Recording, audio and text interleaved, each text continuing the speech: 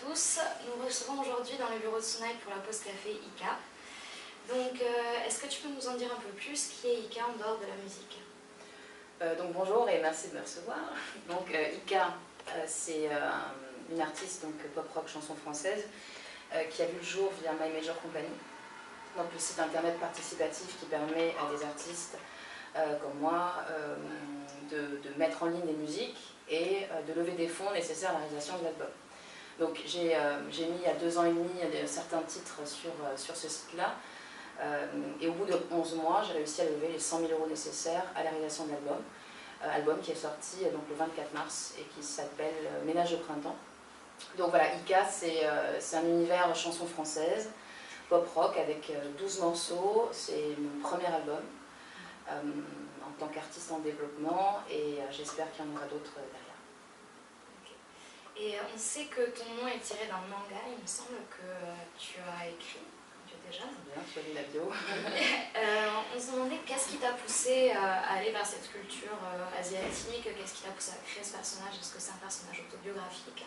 Alors, effectivement, l'origine de ICA, sachant que l'album n'est pas du tout pensé sur des bases asiatiques, mais moi je suis une grande fan d'animation japonaise, de manga, d'animation, et à l'époque, il y a quelques années, j'avais écrit des scénarios de manga, qui s'appelait Les Démons d'ICA, et avec un personnage que j'avais créé dans toutes les facettes du personnage, et qui s'appelait Ika, que j'avais nommé Ika. Et quand j'ai dû choisir un nom, parce qu'il a fallu effectivement définir un nom pour l'artiste sur My Major, j'ai choisi naturellement ce nom-là qui me ressemble, qui fait partie un petit peu de moi, donc ça me semblait évident, c'est un mot court qui fonctionne bien. Et du coup, plus jeune, c'est quoi qui t'a poussé réellement vers la musique? Quelle relation tu avais avec la musique à cette époque-là? Je ne sais pas exactement quel était le déclic dans mes souvenirs, parce que ça fait quand même pas mal de temps. Je me rappelle qu'à 5-6 ans, j'avais déjà tout le temps un écouteur sur la tête, je fredonnais tout le temps des morceaux, je faisais tout le temps naturellement des reprises. À l'époque, on écoutait beaucoup Madonna au Maroc, Alanis Morissette, des artistes internationales, beaucoup en anglais pour le coup. Le français est venu plus tard. Je ne sais pas si c'est en moi, naturellement. On sait aussi que tu es habitué à faire des concerts, tout ça. C'était quoi du coup ton approche exactement avant My Major Company? Est-ce que tu as contacté d'autres majors? Ouais, j'avais fait déjà pas mal de concerts avant sur d'autres projets musicaux, en français, en anglais.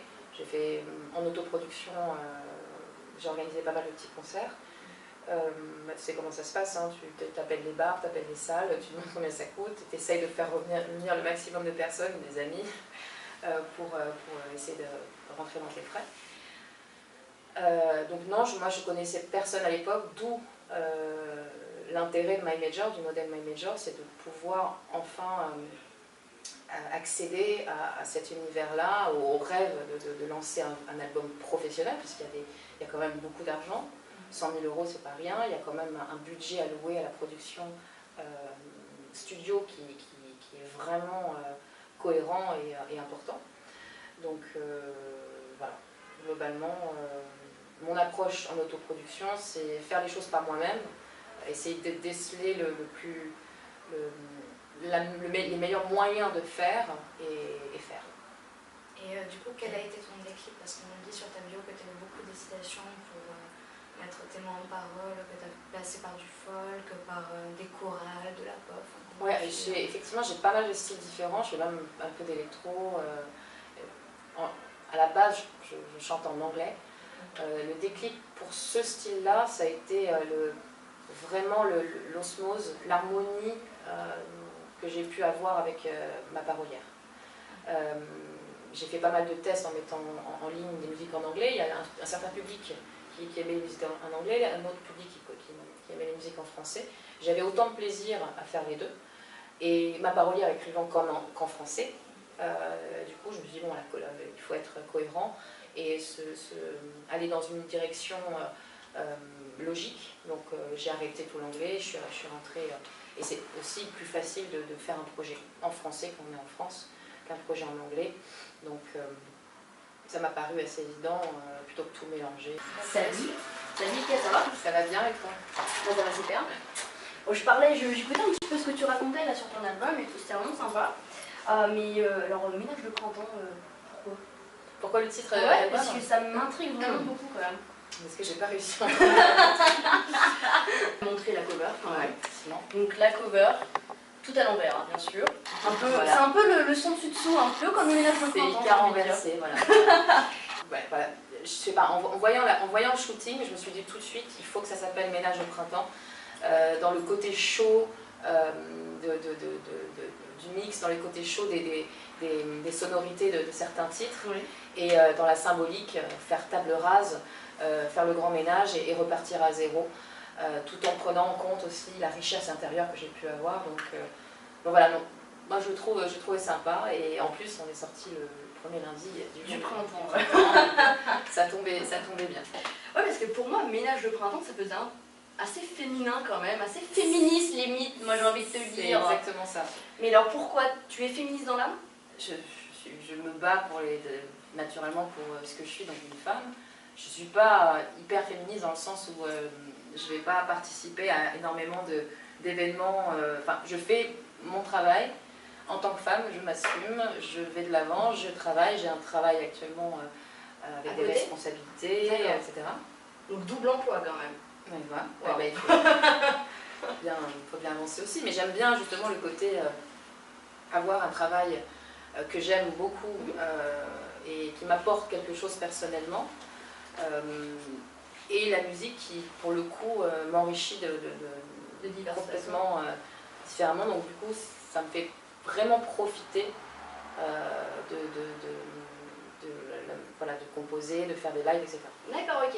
Et donc j'ai pu remarquer quand même Cowboy par exemple, Ouais. où tu as fait une collaboration Avec Tibbs. avec Tibbs. Mais alors comment tu l'as dégoté? Où est-ce que tu es parti le chercher? Non, Tibbs, c'est un jeune homme, il doit avoir 20 ou 21 ans maintenant. D'accord. J'espère que je ne me trompe pas. C'est pas grave. Tibbs, je l'ai connu sur My Major, d'où l'intérêt aussi de ce site-là, c'est qu'on a pu... voilà, on est toute une colonie d'artistes. À la base, C'est un peu la au famille. départ, on était 15 000 artistes inscrits sur le site. Ah, quand même. Et forcément, on se rend compte, on écoute ce que font les autres, etc. Et on s'intéresse et on fait des festivals ensemble. Et donc à cette époque-là, c'est comme ça que j'ai connu Nicom, Arnaud Santamaria, mon réalisateur. J'ai connu Nathalie Bitton aussi. Et Tibbs, donc un petit jeune qui a été produit sur le site. On a fait 2-3 festivals en Major aussi, j'aime beaucoup Major, qui a été produit sur My Major aussi. Et on a fait plusieurs concerts ensemble. À chaque fois, je faisais une petite autoproduction. Je produisais un concert, je l'invitais, on faisait des premières parties, on faisait des duos, etc. Et quand j'ai composé Cowboy, je l'imaginais tout de suite en duo, un côté justement duel chanté. Et il fallait un grain de voix, j'ai un peu cassé comme ça, un peu rock, un peu rock et rock. Et je l'ai appelé, je lui ai demandé si ça m'intéressait. Il a écouté la première version de compo, il a tout de suite aimé et il a dit oui. Ok. Et en combien de temps en fait tu as composé cet album? Parce qu'il y a quand même 12 titres à l'intérieur, si je m'abuse. Donc 12 titres, ça se compose pas en 12 nuits, j'ai envie de dire. Alors ça dépend lesquels. Il y en a qui sont très anciens, notamment Mon héroïne. En fait, mon processus de composition, il vient vraiment de l'intérieur. Donc j'ai un truc, il faut absolument que je prenne la guitare, ou j'ai un truc qui sort, je gratouille un peu et il y a quelque chose qui sort tout de suite. J'ai pas besoin de le retravailler, c'est brut. Ou ça vient ou ça vient pas. Quand ça vient, je prends pas, je parle à Marie, je lui dis qu'est-ce que tu en penses. Et en gros, cette première phase de création, elle peut durer 10 minutes, un quart d'heure. C'est entre guillemets inné, ça vient tout seul. C'est divin, je sais pas d'où ça vient, mais ça vient. Mais ça vient en 10 minutes. Après, je dis pas que c'est divinement bien, mais voilà. Ça, c'est à vous de le dire, j'ai envie de dire. Oui, je te l'aide pas. Et ensuite, il y a le travail de recompo, de retravailler la structure, de calculer les pieds, parce que Marie elle va écrire dessus, parce que peut-être même qu'elle va rien trouver du tout. Peut-être moi, je vais penser à des thématiques. Et c'est par contre ce travail de développement, de restructuration qui est du vrai travail, on va dire. qui prend plus de temps. Donc ça peut prendre, suivant ensuite le temps qu'on a chacun avec Arnaud ou autre, ça peut prendre 2-3 mois. Comme pareil, ça peut être très très rapide si lui il a l'inspiration, si on s'entend tout de suite sur le titre. Et donc quand tu as, on va dire, cet éclair de génie, d'inspiration en 10 minutes, un quart d'heure, quand tu gratouilles... c'est là le moment le plus fort en fait. Je pense. T'es plus en mode j'enregistre avec Autotune ou je ne sais pas quel logiciel, ou t'es plus avec ton iPhone, ou tu grattes. Je fais 5-10 minutes comme ça, si je sens un truc, pour pas oublier, je prends le téléphone. Téléphone, ouais. On va faire de pub. Je prends l'iPhone et voilà, j'enregistre vraiment comme ça. Après, je laisse couler et quand j'exprime le besoin de revenir dessus naturellement, de la rechanter, à ce moment-là, j'enregistre sur mon logiciel, sur mon ordinateur. J'ai un petit studio d'enregistrement chez moi, mais pas un truc professionnel, hein, mais ça me permet déjà de poser, c'est ça qui m'a permis de faire des maquettes aussi de manière assez rapide sur le site. D'accord.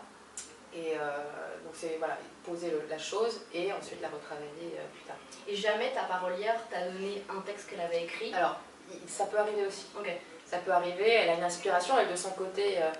Par contre, on travaille jamais ensemble, les deux ensemble. C'est chacun de son bord. Des deux côtés. On ne mélange pas. Et c'est après qu'on se voit et qu'on se dit voilà, j'ai un truc. Et ça lui est déjà arrivé de mémoire, c'était sur Ménage de printemps. Ouais. Je crois. Ouais. De Ménage de printemps, elle a écrit les textes et le flow. Tout le texte m'a donné l'inspiration de chanter vite, etc. et le refrain. Ok. Donc ça peut arriver comme ça aussi. Quel morceau t'as le plus marqué ou t'as le plus fait vibrer sur l'album? En live ou en le composant? En le composant. Ah, ça c'est dur parce que c'est comme si tu me demandais de choisir entre mes enfants. J'en ai 12 d'ailleurs. Elle a 12 enfants quand même. Le plus vibrant en termes d'interprétation, personnellement, c'est Ma vieille. D'accord. Il y a une vraie émotion qui s'en dégage. Ça a été quoi ton inspiration? Dans la thématique, pour le coup, ça a été les textes. Ok. Et la thématique. C'est des textes que je ressens vraiment beaucoup. En live, elle est très belle à faire, mais je la chante rarement parce qu'il faut un certain contexte, une certaine salle, une certaine intimité avec un son très propre, sinon les gens peuvent vite se perdre. D'accord. Voilà, il faut... Donc c'est plutôt un concert un peu intimiste, quoi. Oui, intimiste, pas dans une cave ou autre, parce que j'en ai fait pas mal dans les caves, c'est intimiste, mais le son est festif quand même. Après, il peut y avoir d'autres contextes. Sinon, celle que j'adore faire en live, c'est Ménage de printemps. Je m'amuse beaucoup dessus. Elle est très dynamique, je la joue généralement même un peu plus vite que sur l'album. D'accord. Je joue avec le public, qui connaissent les paroles. Le refrain est assez simple aussi à retenir, il dégage. Voilà, après je les aime toutes. Mais... Je pense qu'on peut pas ne pas aimer une musique qui est dans son propre album, quand même. Ça sera un petit peu... des fois, potentiellement, il y a peut-être des artistes qui sont un petit peu... Oui, mais je pense que quand on s'investit dans un album, on ne peut pas ne pas aimer une musique, ça serait quand même... On peut pas le vendre, de toute façon. Oui, tout à fait. Pigalle est bien aussi, elle est plus lourde, plus dure. Et d'ailleurs, quand on parle de Pigalle, tu seras bientôt à Pigalle aussi. Oui, c'est incroyable. On pourrait mal le prendre, d'ailleurs, je ne vais pas mal le prendre, mais non, effectivement... Entre nous, on va pas mal le prendre, quand même. Tout à fait. Alors, donc Pigalle, pourquoi? Effectivement, le 16 mai, il y a un concert au Divan du Monde, qui se trouve dans le quartier de Pigalle à Paris. Donc le 16 mai, à partir de 19h30, 20h, on sera 3 artistes au plateau. Micom, Joy Wild et Ika. C'est un concert important qui est organisé par My Major. On va faire 6-7 titres chacun, donc il faut absolument qu'il y ait du monde parce que c'est une salle magnifique. On a rarement l'occasion de profiter d'un son et d'une atmosphère, d'une ambiance comme celle-là, donc c'est un concert important. Donc c'est une ambiance un petit peu cuir, un petit peu feutrée aussi. C'est vrai que le Divan du Monde, c'est un peu avec du velours, des couleurs très chaudes et sombres en même temps. Donc ça apporte bien avec ton album. Tout à fait, mais exactement. Mais effectivement, je pense que ça Ça va être très sympa. Et au niveau comment sur scène en fait tu seras avec des musiciens, tu seras toute seule? Là, comme c'est le premier concert après la sortie de l'album, c'est le concert promotion pur qui est organisé par My Major. Effectivement, là on met les moyens. D'accord. Donc il y a d'ailleurs des affichages dans Paris pour annoncer le concert. Il y a pas mal d'événements à droite à gauche pour le promouvoir. Et donc ce jour-là, on sera en full band, effectivement. Donc moi la guitare avec un autre guitariste qui s'appelle Nicolas Muller, un bassiste et un batteur.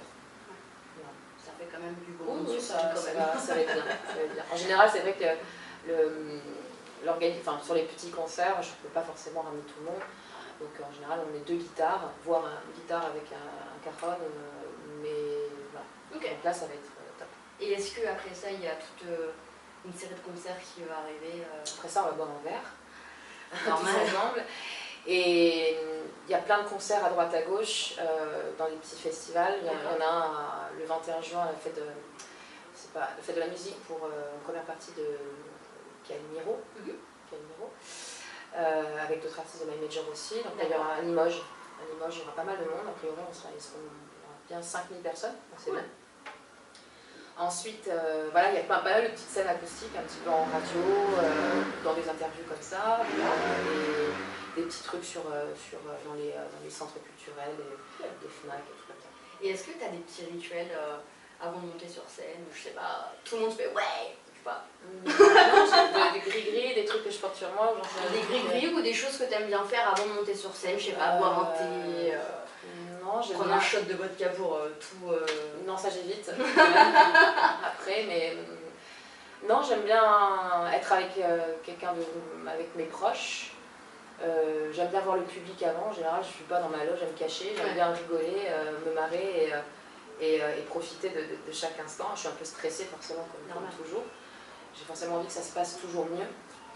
Et voilà, non, sinon j'ai pas de rituel particulier, ça vient tout seul, chaque expérience est différente et je veux juste profiter au maximum de l'instant, sachant que ça passe très vite et quand c'est fini, que tu lâches la guitare et que tu sors de scène, tu es crevé, mais tu te dis mince, j'ai envie de revenir.